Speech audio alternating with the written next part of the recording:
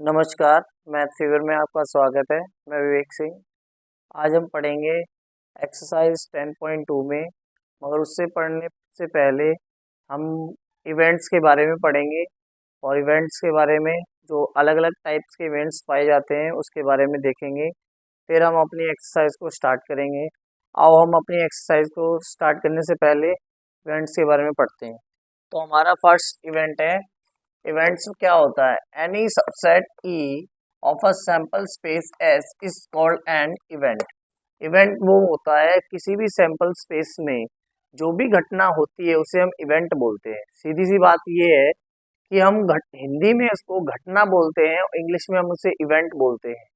तो जो हमारा इवेंट है, जैसे एग्जांपल के लिए हमारे पास एक सैंपल स्पेस में मान ले रहा हूँ कि मैंने एक कॉइन है, इस एक कॉइन को, दो कॉइन्स को मैंने उछाला और उछालने पर मेरे पास क्या आता है? पहली बारी में हेड आता है, दूसरी बारी में भी हेड आता है, ठीक है। फिर हेड आता है, फिर टेल आता है, फिर टेल आता है, फिर हेड आता है, फिर टेल आता है, फिर टेल आता है। तो इसके अलावा कोई भी प्रोबेबिलिटी सैंपल स्पेस नहीं बन पाएगा इन चारों पॉसिबिलिटी के अलावा, क्योंकि हो सकता है दोनों ही हेड आ जाए, दोनों ही टेल आ जाए, पहले हेड आ जाए, पहले दूसरी बारी में टेल आ जाए, या पहले टेल आ जाए दूसरी नंबर पे हेड आ जाए। तो ये आपके पॉसिबल इवेंट्स होंगे, मतलब ये हमारा सैंपल स्पेस होगा। अब इसमें इवेंट्स क्या होंगे? तो हेड हेड ये भी इवेंट हो गया, हेड टेल ये भी इवेंट हो गया, टेल हेड ये भी इवेंट हो गया, टेल टेल ये भी इवेंट हो गया। मतलब टेल का मीनिंग यहाँ पर ये है कि यहाँ पर जो head head head tail tail ये क्या चीज है, इनको हम क्या बोलेंगे? इवेंट्स बोलेंगे। तो उसने यही बोला है कि किसी इवेंट, किसी भी सैंपल स्पेस में जो ये सारी वैल्यूज हैं इनको हम क्या बोलेंगे?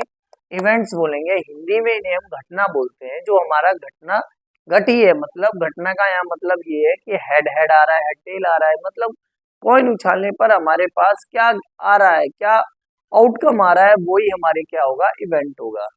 तो और इवेंट में जो ये सारे सबसेट्स हैं यही आपके क्या होंगे?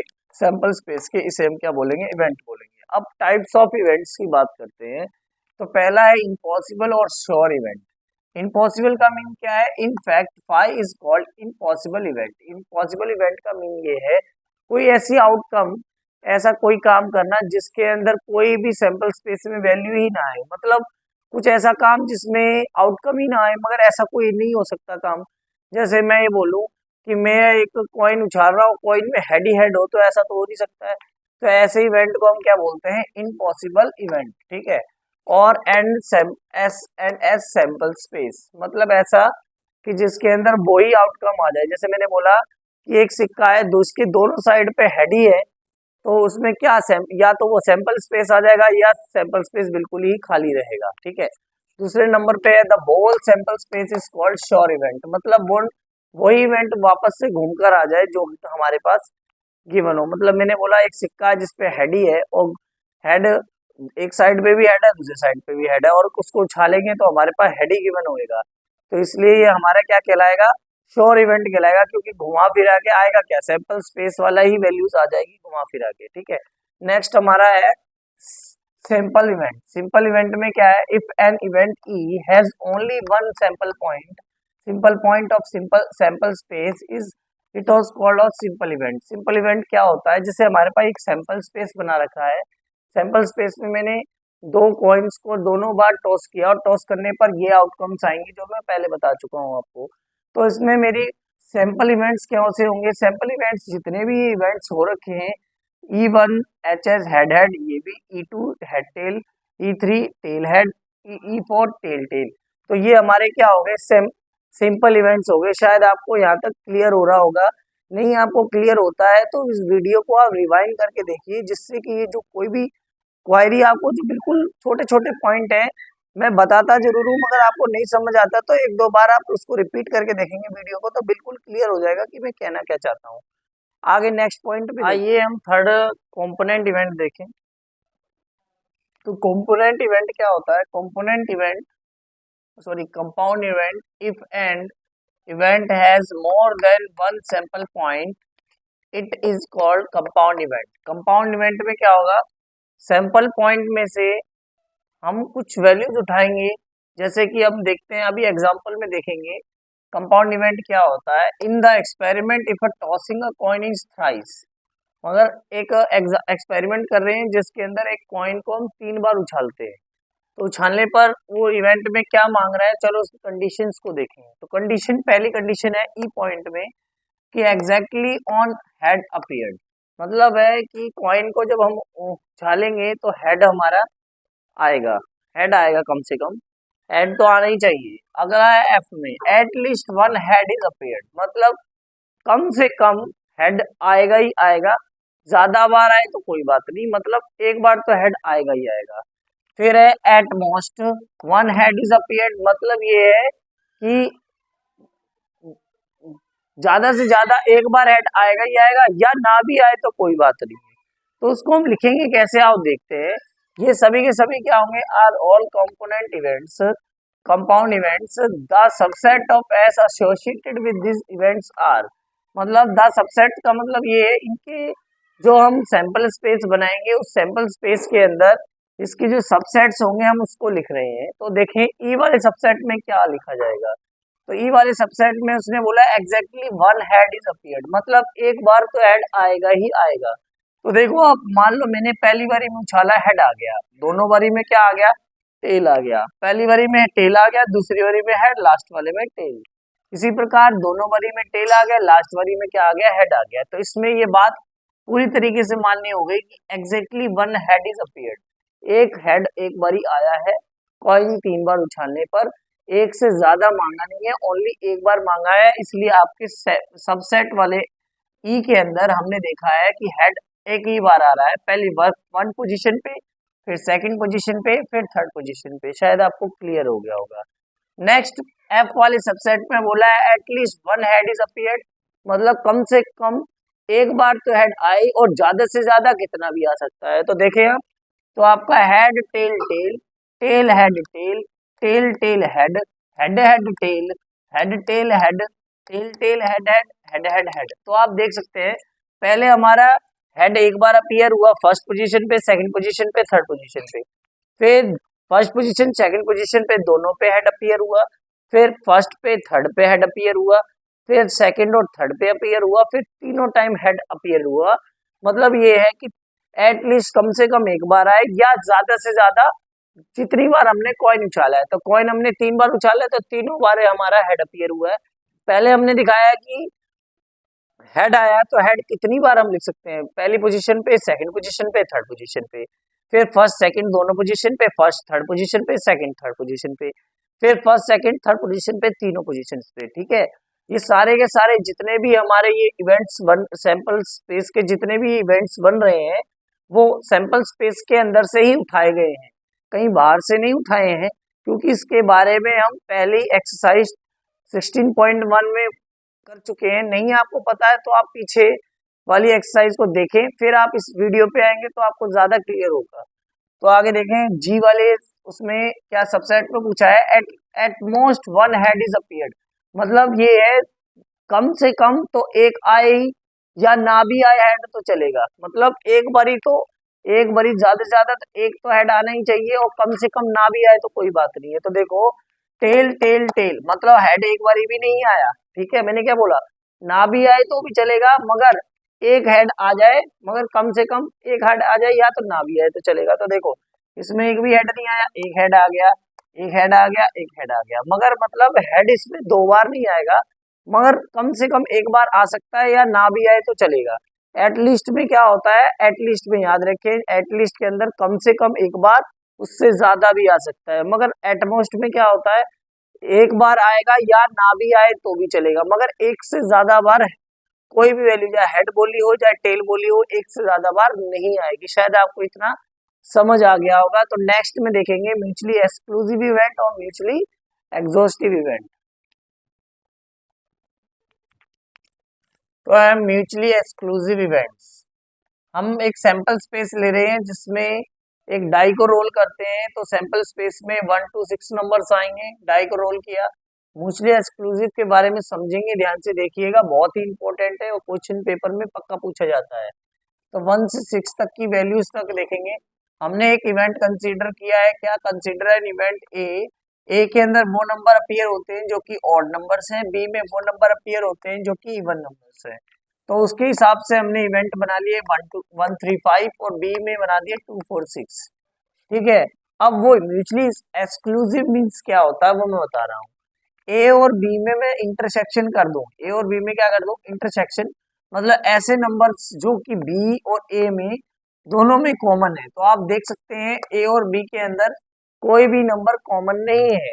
ए और बी में जब कोई भी नंबर कॉमन नहीं होगा तो वो सबसेट क्या होगा, खाली हो जाएगा। क्या हो जाएगा, खाली हो जाएगा। जब वो खाली हो जाएगा, A and B are disjoint sets. कैसे हो जाएंगे सेट्स, डिसजॉइंट सेट्स हो जाएंगे। इसीलिए हम उसको क्या बोलेंगे, म्यूचुअली एक्सक्लूसिव इवेंट बोलेंगे। क्या बोलेंगे, म्यूचुअली एक्सक्लूसिव इवेंट। शायद आपको समझ आ गया होगा। नेक्स्ट देखते हैं एग्जॉस्टिव इवेंट क्या होता है। एग्जॉस्टिव इवेंट में भी मैं यही एग्जांपल लेके चल रहा हूँ। एक डाई को रोल करेंगे तो 1 से 6 तक ही नंबर आएंगे। तो 1 से 6 में अब मैं कुछ सबसेट्स लेकर चलता हूँ। तो पहला सबसेट में मैंने क्या लिखा है, ए सबसेट में a number less than 4 appears. Number 4 से कम नंबर वाले देखते हैं, ऐसे नंबर जिसमें 4 से कम नंबर आए। तो 4 से नंबर कम कौन से होंगे, तो मैंने देखो ए में क्या लिखा है 1 2 3, 1 2 3 जो कि क्या है आपके 4 से कम है। इसी तरीके से बी सबसेट में क्या लिखा है, ए नंबर ग्रेटर देन 2, जो नंबर होगा वो 2 से तो ज्यादा होगा बट लेस देन 5, मगर लेस देन 5 हो। तो आप 2 से नंबर ज्यादा क्या होता है 3 और 4। तो बी सबसेट में क्या लिख दिया 3 4, ये 2 डिजिट आ गई। इसी प्रकार सी में देखें N number greater than 4 appears, जिसके अंदर 4 से ज्यादा नंबर अपीयर हो। तो 4 से ज्यादा नंबर क्या आ रहा है सबसेट के सैंपल स्पेस में 5 6। तो सबसेट क्या बन गया 5 6 सी के अंदर। तो हमारा आप देख सकते हैं A union B, B union C, A union B, B union C का मीन क्या है, जो कि ए में है वो भी, बी में है वो भी और सी में है वो भी, सभी को इंक्लूड कर दें तो आप देख सकते हैं 1 2 3 4 4 5 6, ये क्या बन गया, ये सैंपल स्पेस ही तो बन गया।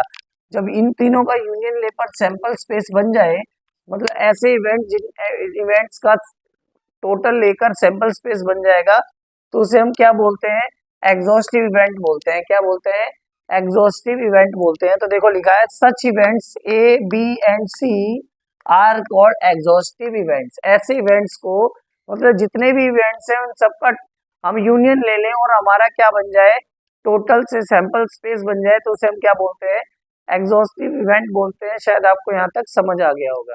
आइए एक्सरसाइज 16.2 का एनसीईआरटी में प्रोबेबिलिटी का 16.2 का क्वेश्चन देखते हैं, क्लास 11 का क्वेश्चन नंबर 1। तो क्वेश्चन की तरफ देखते हैं, ध्यान से देखें। क्वेश्चन क्या है, अ डाई इज रोल्ड, एक डाई को हम रोल करेंगे। Let E be the event, E be the event, event के अंदर क्या है, द डाई शो 4, डाई में क्या शो होना चाहिए, नंबर, नंबर शो होना चाहिए 4। And F be the event, event F के अंदर the die shows even number, और इवेंट एफ में क्या शो होगा, इवन नंबर शो होगा। तो are E and F mutually exclusive, हमें म्यूचुअली एक्सक्लूसिव दिखाना है। तो आइए हम चेक करते हैं कि ये म्यूचुअली एक्सक्लूसिव है या नहीं है। चलो आओ, वो हमसे क्वेश्चन पूछ रहा है। तो सबसे पहले हमारे पास सैंपल स्पेस में देखो क्या दे रखा है, जब हम डाई को रोल करेंगे तो हमारा नंबर क्या आएगा, 1 आएगा, 2 आएगा, 3 आएगा, 4 आएगा, 5 आएगा, 6 आएगा, यही नंबर आएंगे। अब हमारा ए इवेंट क्या कहता है, इवेंट ए कहता है कि हम जब ए नहीं सॉरी इवेंट ई कहता है, ई इवेंट में कौन से नंबर आएंगे, जब हम क्या करते हैं डाई को रोल करेंगे और नंबर क्या आ जाए 4। तो इवेंट ई में ओनली ओनली क्या नंबर आएगा 4, ओनली 4 आएगा। और इवेंट एफ में क्या आएगा, इवेंट एफ में पूछा है कि इवन नंबर आना चाहिए। इवन नंबर कौन से होते हैं, 2 होता है, 4 होता है, 6 होता है। इन नंबरों के अलावा कोई नंबर नहीं आएंगे। अब हमने पढ़ा था कि जब म्यूचुअली एक्सक्लूसिव होगा तो ई और एफ में क्या होना चाहिए, इंटरसेक्शन लेने पर कोई भी नंबर कॉमन नहीं आना चाहिए। कॉमन आ जाता है तो वो म्यूचुअली एक्सक्लूसिव नहीं होगा, और कॉमन नहीं आता, इवेंट खाली रह जाता है, तो वो म्यूचुअली एक्सक्लूसिव होगा।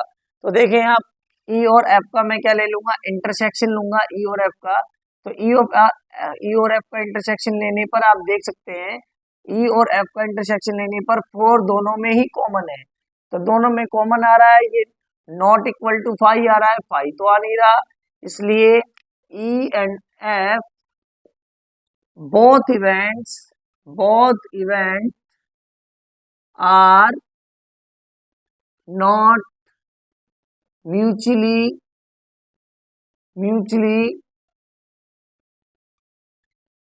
exclusive।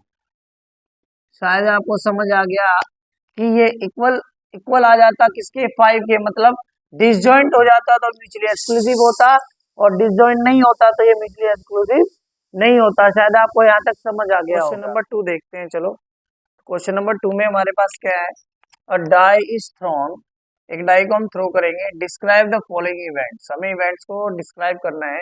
तो पहले इवेंट के अंदर हम देखो सीधे डायरेक्ट इवेंट्स को बनाते चलते हैं। तो सोल्यूशन में देखते हैं इवेंट्स कैसे बनाएंगे। तो पहले ए इवेंट में क्या बोला गया है, ए नंबर इज लेस देन 1। तो लेस देन 7 के अंदर कौन कौन सी वैल्यूज आ जाएंगे, 1 आ जाएगा, 2 आ जाएगा, 3 आ जाएगा, 4 आ जाएगा, 5 आ जाएगा, 6 आ जाएगा। जो डाई के अंदर 6 से तो ज्यादा कोई नंबर होता ही नहीं है, तो 7 से कम पूरा ही सैंपल स्पेस ही एक इक्वल आ जाएगा। इसी प्रकार बी में हम देखेंगे, बी इवेंट के अंदर बोला है ए नंबर इज ग्रेटर देन 7। तो 7 बी इवेंट के अंदर, तो आप देख सकते हैं ये इवेंट बिल्कुल ही खाली होगा, डाई के अंदर 6 से ज्यादा तो कोई नंबर ही नहीं होता है। फिर सी के अंदर देखते हैं, तो सी इवेंट बोलता है मल्टीपल ऑफ 3। सी के अंदर क्या है, मल्टीपल ऑफ 3। तो मल्टीपल ऑफ 3 के अंदर कौन कौन से, 3 का मल्टीपल 3 खुद है और 6, ये दो ही नंबर है जो कि हमारा डाई थ्रो करने पर आएगा सैंपल स्पेस में। नेक्स्ट है डी, डी के अंदर हम देख सकते हैं डी कौन सा है, डी के अंदर है number is less than 4। Less than 4 में नंबर कौन कौन से आएंगे आपके, 1 आएगा, 2 आएगा, 3 आएगा। तो ये आपके लेस देन 4 में आ गए, किसमें, जिसके अंदर डी इवेंट होगा। डी इवेंट के बाद आएगा इवेंट नंबर ई। ई इवेंट में बोला है ए इवन नंबर ग्रेटर देन 4। तो बेटा ग्रेटर देन नंबर 4 में आप देख सकते हैं कि इवन नंबर कौन सा आएगा, इवन नंबर आता है आपका 6, क्योंकि सैंपल स्पेस में आप देख सकते हैं तो 6 ही एक इवन नंबर बैठेगा जो कि 4 से ज्यादा होगा और वो इवन होगा, ठीक है, सैंपल स्पेस में। इसी प्रकार एफ में देख सकते हैं, एफ के अंदर आप देखें तो एफ के अंदर आपके पास है ए नंबर नॉट लेस देन 3, जो कि वो नंबर बताने हैं जो कि 3 से लेस देन ना हो। तो 3 से लेस देन कौन कौन से नंबर नहीं होंगे, 4 नहीं होगा बेटा, 5 नहीं होगा, और क्या नहीं होगा, 6 नहीं होगा। तो आपको ये तो पता लग गया है कि इवेंट्स कौन कौन से हैं। तो आइए हमारे पास फाइंड करने को क्या बोला गया है वो देखते हैं। तो हमें पहला बोला गया है ए यूनियन बी। क्या बोला गया है, ए यूनियन बी। तो ए यूनियन बी के अंदर आप ए और बी को देख लीजिए। ए और बी का जब यूनियन लेंगे तो ए और बी में दोनों चीजें देख लीजिए, तो दोनों ले लेंगे तो 1 2 3 4 5 6, क्योंकि बी में तो कुछ है नहीं, तो पूरा का पूरा क्या बन जाएगा, सैंपल स्पेस बन जाएगा, जो कि ए यूनियन बी है। क्योंकि ए तो था क्या, सैंपल स्पेस ही तो है, क्योंकि डाई रोल किया है, डाई के अंदर 1 से 6 तक आ जाएगा। आगे देखें तो बी यूनियन सी देखते हैं, ठीक है, बी यूनियन सी हमें फाइंड आउट करने को बोला है। तो देखो बी क्या है हमारे पास, बी हमारे पास 5 है, ठीक है, और सी हमारे पास क्या है, तो आप सी देखें तो हमारे पास सी है 3 और 6। तो बी और सी का यूनियन लेंगे तो क्या आ जाएगा, 3 और 6 आ जाएगा। 5 तो खाली है, खाली के अंदर से तो क्या लेंगे हम, तो सी में से ले लिया तो 3 और 6 आ जाएगा। इसी प्रकार हमारे पास है फिर है हमारे पास डी इंटरसेक्शन, नहीं उसके बाद हमारे पास है ई इंटरसेक्शन एफ। क्या है, ई इंटरसेक्शन एफ है, ई इंटरसेक्शन एफ, मतलब ऐसे नंबर जो ई और एफ के अंदर दोनों में कॉमन हो। तो आप देखें ई हमारे पास है ई 6 और एफ में है 6, तो दोनों में कॉमन है 6, उसके अलावा कुछ भी कॉमन नहीं है। फिर नेक्स्ट हमें बोला है डी इंटरसेक्शन ई। तो देखो डी इंटरसेक्शन ई, तो डी और ई दोनों में ही कॉमन होना चाहिए। तो डी में कॉमन क्या है, 1 2 3 है, और ई, डी और ई में कुछ भी कॉमन नहीं है। आप देख सकते हैं डी में 1 2 3 है और इस एफ ई में 6 है, तो कोई भी कॉमन नहीं है, तो ये क्या हो गया, सेट खाली रह गया, तो ये 5 आ जाएगा। इसी प्रकार ए माइनस सी, ए माइनस सी का मीन होता है, क्या होता है आप देखें ए, और पहले आप देखें ए में क्या है हमारे पास 1 2 3 4 5 6 है, और सी में है 3 और 6। इसका मतलब क्या है कि ए के अंदर क्या चीज, 3 और 6 को छोड़कर जो भी नंबर है वो ए माइनस सी में लिख दें तो ए 3 और 6 को छोड़ दें तो क्या बचेगा, 1 बचेगा, 2 बचेगा, 4 बचेगा और 5 बचेगा। यही नंबर ए और माइनस सी। माइनस सी का मतलब होता है नॉट, जो सी है वो ए में नहीं होना चाहिए, तो ए में सी नहीं होना चाहिए और सी क्या है 3 और 6, तो 3 और 6 ए के अंदर घटा दे तो क्या आ गया 1 2 4 5, 3 और 6 मैंने हटा दिए।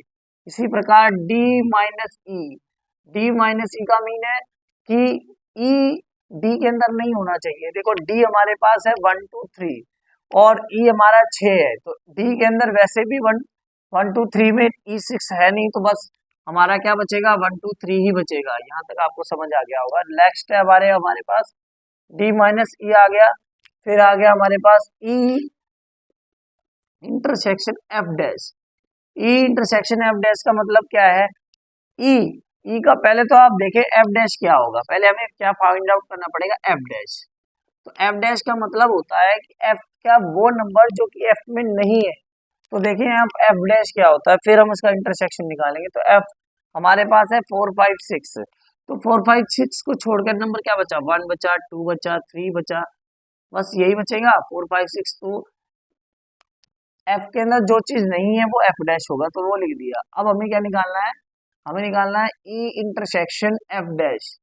तो ई इंटरसेक्शन एफ डैश, तो ई एफ डैश हमारे पास क्या आ गया 1 2 3 और ई हमारे पास क्या है, ई हमारा ये रहा, तो ई हमारा ये रहा 1 2 3 और 6। इनमें कुछ कॉमन दिख रहा है आपको, कुछ भी कॉमन नहीं है, इसलिए ये क्या आ जाएगा आपका 5 आ जाएगा।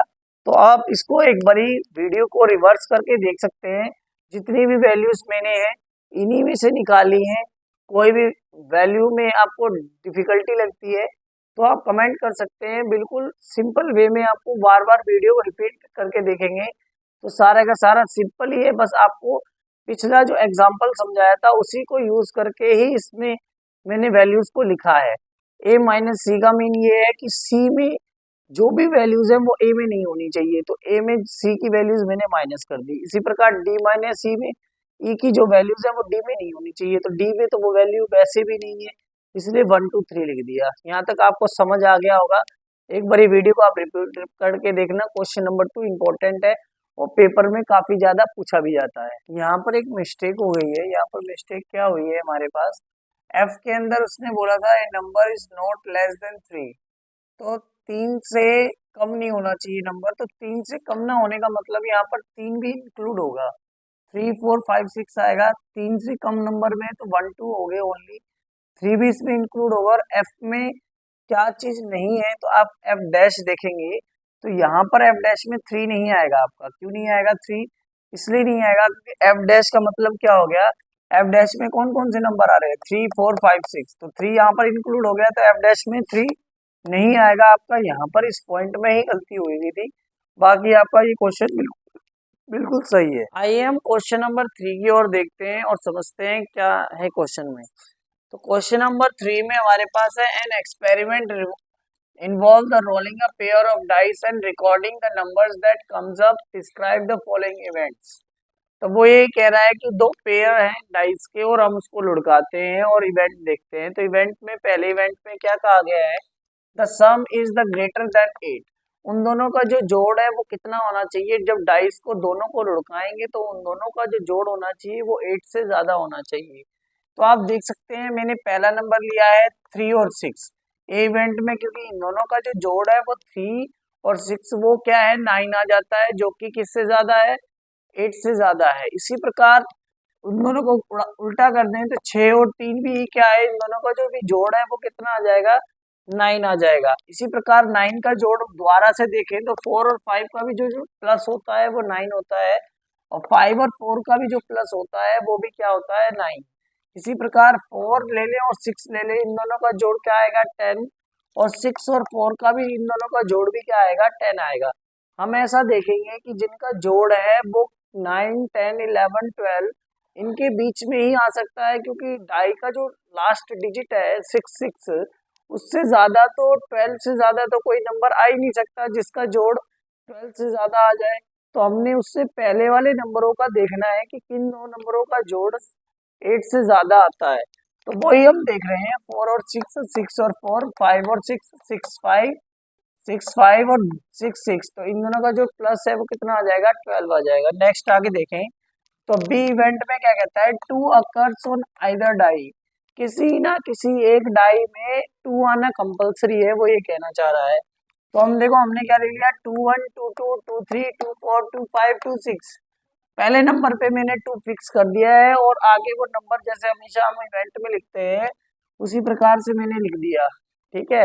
अब आप देखें तो 1 2 भी आ सकता है, देखिए ये तो मैंने लिख दिया, अब इसको आप घुमा दें 3 2 4 2 5 2 6 2, वही लिखा है 1 2 3 2 4 2 5 2 6 2। तो ये आपके क्या बन गए, इवेंट्स बन गए, किसमें, जब बी के अंदर इवेंट में कोई ना कोई एक नंबर क्या आए, 2 आएगा, ठीक है।